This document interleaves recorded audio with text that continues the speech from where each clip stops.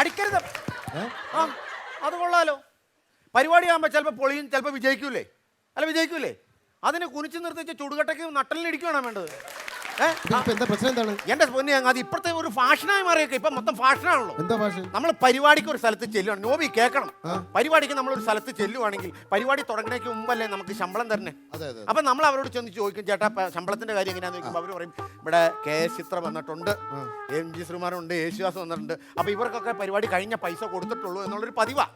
പരിപാടി നന്നായിട്ട് കളിക്കും, കൈയടിക്കും, വിജയിക്കും. ഇതെല്ലാം കഴിഞ്ഞ് ഈ കമ്മിറ്റി ഈ നാട്ടുകാരൊക്കെ അങ്ങ് പോയി കഴിയുമ്പോഴത്തേക്ക് അതിൻ്റെ 4 പേര് വന്നേച്ച് പറയും, എന്ത് പരിപാടിയായിരുന്നു അത്? ഇതിനകത്ത് കോമഡി ഉണ്ടായിരുന്നു, ഇതിനകത്ത് നായികയുടെ കോലവനാ, ഇങ്ങനെയാണ് രാജകുമാരി ഇരിക്കണേ, അല്ലാതെ ട്രാക്ക് ഗാനമേള മോശമായിരുന്നു, രാജാവിന്റെ ഡ്രസ്സ് കീറി. ഇതൊക്കെ നേരത്തെ പറയേണ്ടത്. എന്നിട്ട് നമ്മൾ കട്ടക്ക് ചോദിച്ചു കഴിഞ്ഞാൽ നമ്മൾ കട്ടക്ക് ഇടിക്കുകയും ചെയ്യും. പ്രശ്നമായോ? പിന്നെ മൊത്തം പ്രശ്നമായില്ലേ? ആണോ? അമ്മ ഇടിച്ചു, എന്നെ ഇടിച്ചു. അത് ഞാൻ വേറെ കേസ് നോക്കിട്ടെ. ഇപ്പൊ 4 പേരല്ലേ ഉണ്ടായിരുന്നുള്ളൂ, നിങ്ങൾ തിരിച്ചിടിച്ചുകൂടായിരുന്നു? അവരുടെ കയ്യിൽ വാളില്ലായിരുന്നു. അവരുടെ കയ്യിൽ വാളില്ലായിരുന്നു. സുഹൃത്തെ, നിങ്ങളുടെ കയ്യിൽ വാളുണ്ടായിരുന്നല്ലോ, അത് വെച്ച് വെട്ടിക്കെടുത്തുകൂടായിരുന്നു? അത് ആയുധം ഇല്ലാത്തവന്മാരായിട്ട് പോരിന് ഇറങ്ങാൻ പാടില്ല, അതാണ് യുദ്ധ നിയമം. എന്നാ പിന്നെ അവരുടെ കയ്യിൽ ആയുധം ഇല്ല, നിങ്ങൾക്ക് ഈ വാള് കളഞ്ഞിട്ട് അവരൊരു ഇടി കുടിക്കണമായിരുന്നു. ആദ്യം ഞാനങ്ങ് ക്ഷമിച്ചത്. ഞാൻ ക്ഷമിച്ചതാ. എന്താ കാര്യം എന്ന് വെച്ച് കഴിഞ്ഞാലേ, എനിക്കൊരു കൊച്ചു മോനുണ്ടായിട്ടുണ്ട്. അവൻ കണ്ണ് തുറന്ന് ഇങ്ങനെ ആളെ മനസ്സിലാക്കി വരുന്നുള്ളൂ. കണ്ണ് വിരിഞ്ഞു വരുന്നുള്ളൂ. ഈ വിരിഞ്ഞു വരുമ്പം ഇതാ മോന്റെ അച്ഛനെന്ന് കാണിക്കാൻ ഒരാളെ വേണ്ടേ?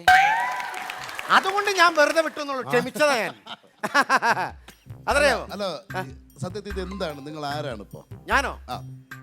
കേരളവർമ്മ പഴശ്ശിരാജ. നിർത്തിയേ. അങ്ങനെ പറഞ്ഞിട്ട് ഞാനല്ലേ ചിരിക്കണേ, നിങ്ങൾ എന്തിനാ ചിരിക്കണേ? അതല്ല, നിങ്ങൾ കേരളവർമ്മ പഴശ്ശിരാജ അല്ല, കേരളവർമ്മ പഴങ്ങഞ്ഞി രാജ. പഴങ്ങഞ്ഞി രാജോ? ആ വക സംസാരിക്കരുത്. സുഹൃത്തെ, നിങ്ങളൊരു കലാകാരനാണോ?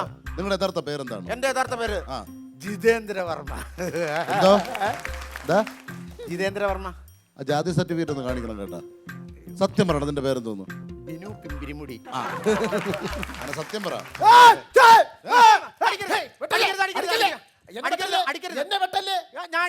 അല്ല, ഞാൻ ആവശ്യത്തിന് തല്ലുകൊണ്ടോ? ഇനി എന്നെ തല്ലരുത്. തല്ലുകൊണ്ടെന്നോ? ഞാൻ അരഞ്ഞാണച്ചരടിയിൽ തൂങ്ങിച്ചാവും. ബിനു വന്നേ. ഞാൻ വീട്ടിൽ വന്നു. ഞാൻ വീട്ടിൽ വരുന്ന എന്നെ കണ്ടോണ്ട് ബിനു എന്തിനാ ഇറങ്ങി ഓടിപ്പോയത്? അതെ, ഇയാളാണോ വീട്ടിലിരുന്നേ? ഞാൻ അവിടുത്തെ കമ്മിറ്റിക്കാരെ തല്ലിട്ട് കൊതി തീരാത്തോണ്ട് വീട്ടിൽ വന്ന് അടിക്കാൻ വന്നായിരുന്നു. കമ്മിറ്റിക്കാരല്ല. അല്ല, കമ്മിറ്റിക്കാരെന്തിനാ നിങ്ങളെ തല്ലേണ്ട കാര്യം എന്താ? എന്റെ പൊന്നു ചങ്ങാതി, എനിക്കറിയാൻ പാടില്ല. ഞാൻ ഈ കേരളവർമ്മ പഴശ്ശിരാജായിട്ട് എപ്പോ വന്നാലും വേദിയിൽ വന്നാലും അപ്പൊ തന്നെ കൂക്കുവിളി, ചിരി, ബഹളം, മൊത്തം പ്രശ്നം.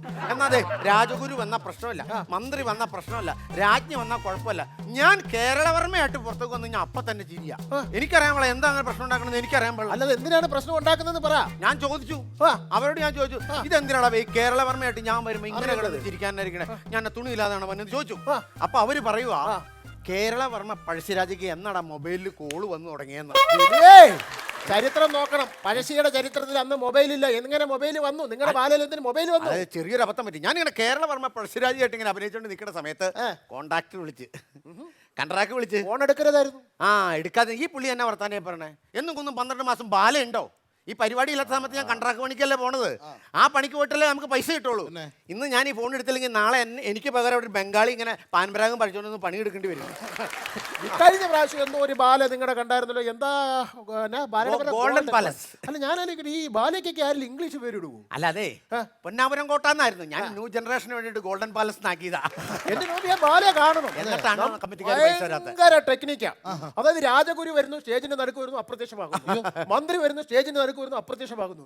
രാജ്ഞി വരുന്നു, സ്റ്റേജിന്റെ അടുക്ക് വരുന്നു, അപ്രത്യക്ഷമാകുന്നു. എന്നോ ടെക്നിക്കായിരുന്നു. നമ്മൾ ഞെട്ടിപ്പോ അത് എന്നെ ടെക്നിക്കായിരുന്നു. അത് ടെക്നിക്കല്ലായിരുന്നു. പിന്നെ സ്റ്റേജിന്റെ പലക ഒടിഞ്ഞ് താഴേക്ക് പോകും. എന്നുവെച്ചാൽ രാജകുമാരി വരുന്ന താഴേക്ക് പോകുന്നു, മന്ത്രി വരുന്ന താഴേക്ക് പോകുന്നു. ക്ലൈമാക്സ് പറയാൻ വേണ്ടി ഞാൻ വന്ന് ഞാനും താഴെ പോയി. എന്നിട്ട് എന്നാ അവിടെ അങ്ങ് ഇരുന്ന് എന്റെ കാലവിടെ ഉടക്കിപ്പോയി. പരിപാടി പൊളിഞ്ഞ് കമ്മിറ്റിക്കാരി ഇടിക്കാൻ വരുമായിരുന്നു. എനിക്ക് ശരിക്ക് കിട്ടി. അല്ല, നിങ്ങളുടെ കൂടെയുള്ള ആരെങ്കിലും നിങ്ങളോട് ഒന്ന് പറയണ്ടായിരുന്നു ഓടിക്കോളാൻ? എന്റെ പൊന്നി അങ്ങാതി, ഞാൻ അന്ന് കഷ്ടകാലത്തിന് രാവണനായിട്ട് അഭിനയിച്ച, അതായത് ഈ സെറ്റ് കെട്ടണവൻ ഓടി വന്നിട്ട് രാവണന്റെ തലയിൽ അടി വന്നിട്ട് ഓടിക്കോളാന്ന് പറഞ്ഞു. എന്റെ ചെവിയിലല്ല പറഞ്ഞ 10 തലയ്ക്ക് അപ്പുറം. 10 തല എവിടെ വെക്കുന്നു, ഞാൻ എവിടെ വെക്കുന്നു, ഞാൻ വല്ലതും ഇത് അറിയുന്നുണ്ടോ?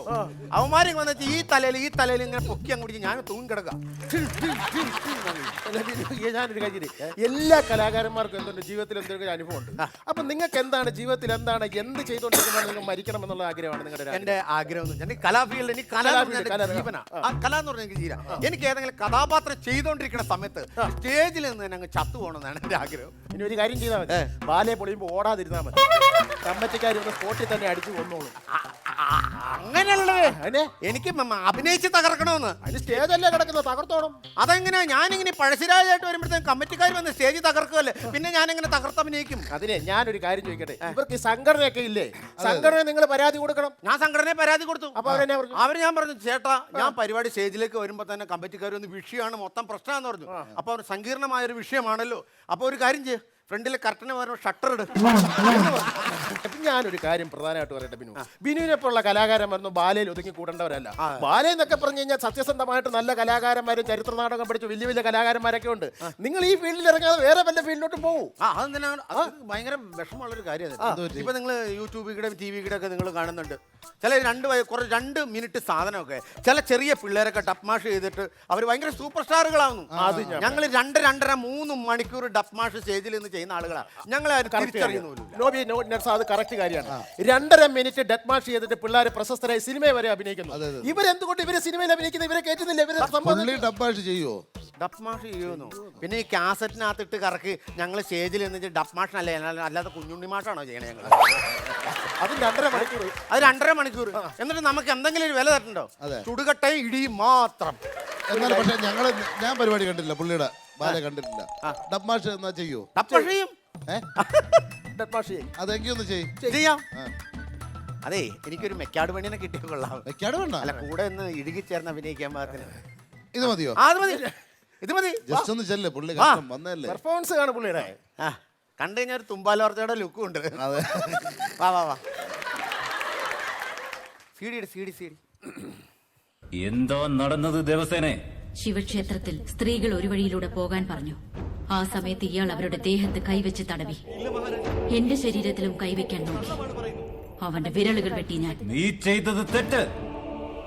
സ്ത്രീകളുടെ മേൽ കൈവച്ചാൽ വെട്ടി അരിയേണ്ടത് വിരലുകളല്ല, തലയാണ്.